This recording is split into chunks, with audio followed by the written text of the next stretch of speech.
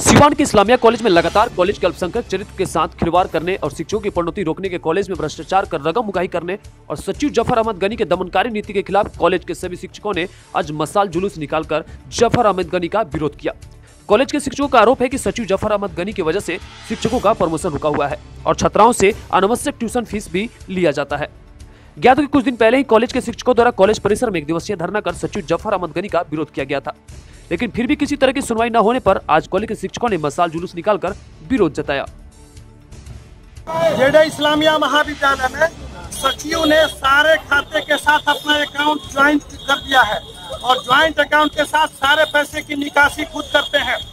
शासी निकाय के सचिव वहां पर प्राइवेट संस्था चलाते हैं, जबकि ये सरकार के द्वारा भवन का निर्माण हुआ है और खुद उस भवन के निर्माण में हम लोग पुराने बिल्डिंग में क्लास लेते हैं, बाकी में उनका प्राइवेट इंस्टीट्यूट चलता है। हमारे कॉलेज में नैक के नाम पर हर 6 महीना पर 3 लाख 4 लाख रुपया निकाल रहे हैं।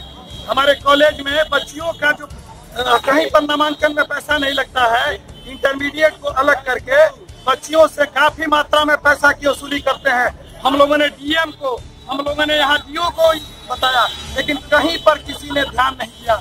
हम लोग महामहिम राज्यपाल से कहे हैं, हम लोग कुलपति महोदय से कहे हैं, वहाँ पर हमेशा वित्तीय अनियमितता हो रही है, वहाँ पर लोगों का शोषण हो रहा है। जो घोटालाबाजी हो रहा है उसमें बड़े अधिकारी भी मिले हुए, कोई अधिकारी नहीं है, वो आदमी अपने पैसे के बल पर विजिलेंस की जांच आती है, पैसा का दबा दिया जाता है, इनकम टैक्स की जांच आती है, उसको दबा दिया है।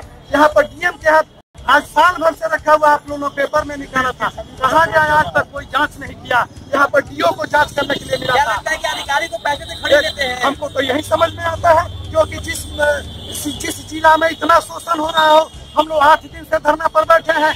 बच्चियों का शोषण हो रहा है, बच्चों का शोषण हो रहा है, शिक्षकेतर कर्मचारियों का हो रहा है, शिक्षकों के पैसे का शोषण हो रहा है, सरकारी पैसे का दोहन हो रहा है, और यहाँ पर डीएम एसपी चाहे यहाँ के लोग बैठे हुए, किसी का ध्यान नहीं किया। हम क्या करें, सड़क पर नहीं उतरे तो और क्या करें।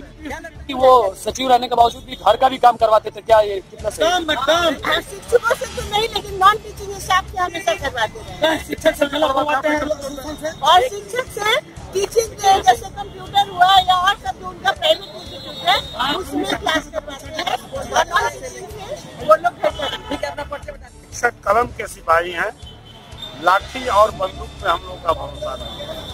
लेकिन होता यह आया है कि जब कलम का सिपाही अपने हक के लिए बाहर निकलता है, उस पर लाठी और गोली भी चलाई जाती रही है।